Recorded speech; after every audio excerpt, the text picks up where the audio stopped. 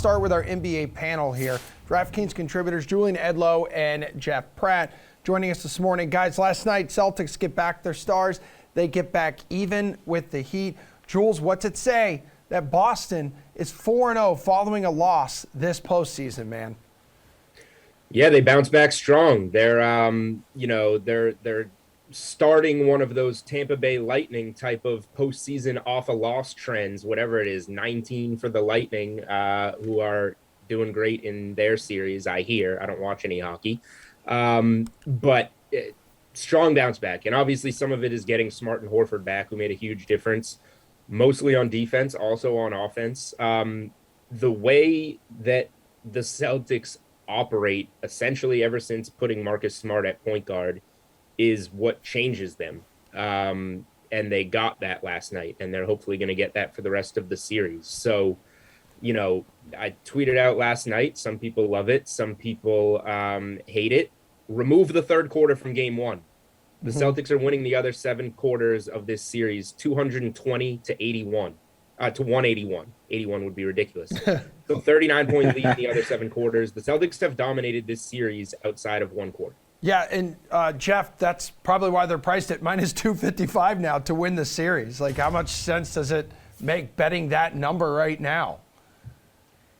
It probably doesn't make a lot of sense betting that number, but there's a chance that that's as good as it could get because, Emerson, like we talked about yesterday, this Celtics team, they're just extremely resilient. And yesterday demonstrated what a lot of us thought heading into this series, which is that Boston is just the better team. We talked about how Peyton Pritchard and Grant Williams needed to step up yesterday. Both of those things happened. They both scored double-digit points. But realistically, they didn't even need those guys because Marcus Smart decided to put the team on his back. Yep. 24 points, 12 assists, 9 rebounds, 1 shy of a triple-double. He's showing why the Celtics were so willing to commit to paying him as the point guard of the future. The Jays showed up.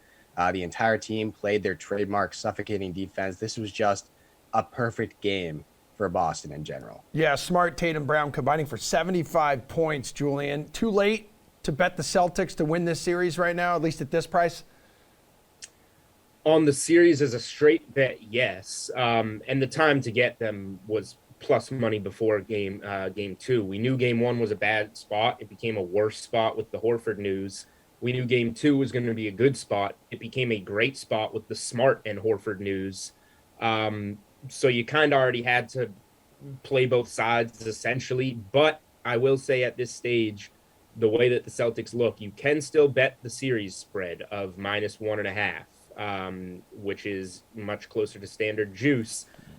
Take the game 7 out. The Celtics gives a cushion there if they lose one of these upcoming 2 home games or a game 5 in Miami to close it out in a 6th game in Boston on Friday night, Memorial Day weekend. So that's the only way I would bet the series at this point in time, unless you like the Heat, this is clearly the time to take them. Yeah, so I think it's lowest on the board, the series to go 6 games, right? Plus 130, and then we know, Jules, like the Heat are dealing with more injuries now too, and you can get plus 250. How does that sound to you for this thing to end in 5 games, Julian? I'm not going to take 5. Miami deserves some respect here. They're a very good team. We saw that in the second half of game 1. I don't want to say that the Celtics are going to rip off 4 in a row here. So just for me, much more comfortable that if you're going to back the Celtics at this point, take the minus 1.5 games and give yourself that 1 game cushion and look for the Celtics to win 3 of the next 4 here. Hey, Jeff, did you predict Steph Curry leading game 1 of the Western Conference Finals as the rebounds leader? I can't say that I did, Emerson. Well, because I don't think anybody did, dude. So he pulled down 12 boards here, Jeff. He's plus 1,700 to do it again tonight, but plus 255 to be the leading scorer. Do you have a game leaders bet that you like tonight for game 2? I do. Last time I checked, you could get Luka Doncic at plus money to lead this game in rebounds. He's racked up double-digit boards in 4 of his last 6 games. I think Draymond Green, the second option there, is also intriguing at plus 250. He's had 9 and 15 boards in his last 2 games. It's going to be one of those guys, unless Kevon Looney decides to grab 22 rebounds like he did in game 6 versus Memphis. I think either of them present intriguing options for you to take. I also think taking Jordan Poole at plus 3,000 to lead the game in scoring is worth a dart throw. It feels like it's been forever since we had a huge Jordan Poole night, but we know he's capable of that. They're playing in front of their home crowd. If anything's going to happen for him, it's going to be in Golden State. All right, what do you want here in this department on the DK Sportsbook, Jules? Yeah, so just looking at the box score from game 1, Dallas shot 11 of 48 from 3, and they were pretty happy with their shots. They said that most of them were good shots. They just didn't go in, and they got blown out, obviously. So I expect just as many or more threes from Dallas, and you get some good value on betting Dallas players to lead the game in three-pointers made because you're going against the Splash Bros plus the pool party here, all guys that nail threes, and it gives you a good price. So if you take Steph, Clay, and Poole out of the equation, now you're looking at Luka plus 290 to lead the game in threes. Guys that we know Luka's going to be dishing to, Reggie Bullock plus 750, DFS plus 950 to lead the game in threes. I don't know if I'm going to bet these, but like for a dart throw, I really like those guys to lead the game in threes because I think both DFS and Reggie Bullock could take 10, 11, 12 threes in this game. Yeah, and Jules, I know Luka's got a point total here in the DK Sportsbook at 31.5. Like, this man has a rock-solid history in his short playoff career here of following an ugly postseason performance, like with huge scoring nights. So is there another player or game prop that you like for Mavs Warriors tonight? Yeah, I don't know if I'm going to bet any Luka props. We probably need to find out if he's having any more breakfast beers out in the Bay before this game. That's such a Julian Edlow move. Yeah, man. I played in a men's league a game once. Didn't know it was happening. Had a few beers beforehand. Played great. Oh, great. Awesome. It was like my Love Jordan flu game. So, yeah, highly recommend it. But, yeah, so for the props, I'm sticking with Reggie Bullock. Over 2.5 threes, plus 110. Like I said, I expect him to take like 10 in this game. He's hit 3 or more threes in 9 playoff games already. Like 85% of his field goal attempts in the playoffs are threes. So just give me Reggie Bullock at plus money on the over 2.5 threes. All right, Jeff, what do you want here, dude?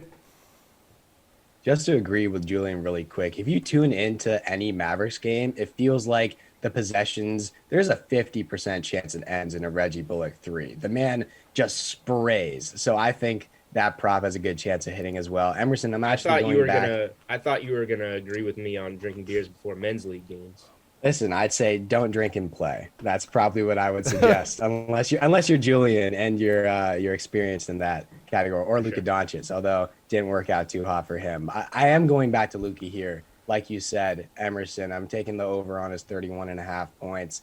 I'm not overthinking this one. He's hit that over in 2 of his last 3 games. He's playing some of the best basketball in his career in the playoffs. Elite players, they're able to bounce back after poor performances. The Mavs know that they need the very best from him. He knows that Dallas needs the very best from him. I expect a much more composed Luka Doncic to show up tonight and for him to get on the board. Yeah, so just a couple examples there, too. Game 3 of the first round of the 2020 playoffs here, Jeff. Luka, 13 points. In Game 4 of that series, exploded for 43. Last year in Game 4, put up 19 points against the Clippers.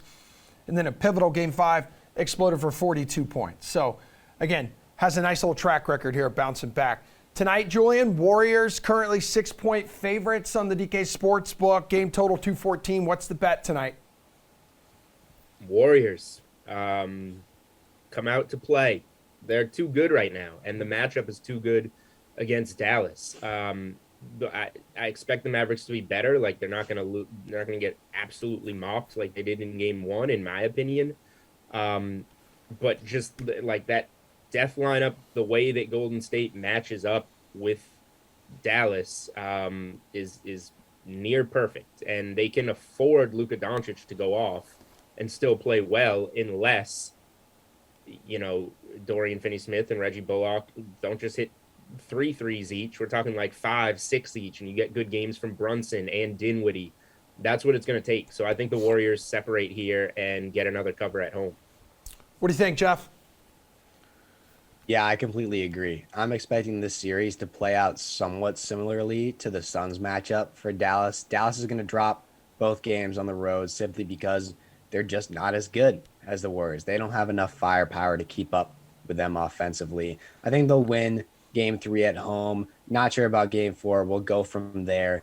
But I'm not expecting a massive blowout tonight, just like Julian said. I don't think Dallas, they're not going to get embarrassed. Luke is going to come. He's going to come out to play. He's going to bounce back. But the Warriors just have too much offensively and defensively, where we talk so much about how good this Warriors team is offensively and the ball movement, but they are still one of the best defensive teams in the league. And they're showing it at times throughout the postseason. It's just all about when they show up and decide to play. I think the Warriors should cover tonight, but we're talking probably about a 10 to 15 point loss, not a 30-point loss. All right, Jeff, real quick before we wrap things up, game 3 tomorrow night, Heat, Celtics shifting over to Boston. We already mentioned tied 1-1.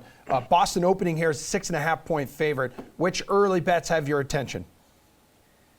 Yeah, I think you have to like the Celtics to cover a little bit heading home after a blowout in Miami. I'm just not sure the Heat have enough to keep up with Boston offensively. That was my main concern for Miami entering the playoffs. They kind of pushed that away the first 2 rounds. They only had 2 guys averaging over 20 points per game entering the postseason. It was Jimmy Butler and Tyler Hero, and both of them were just barely squeaking over 20 points.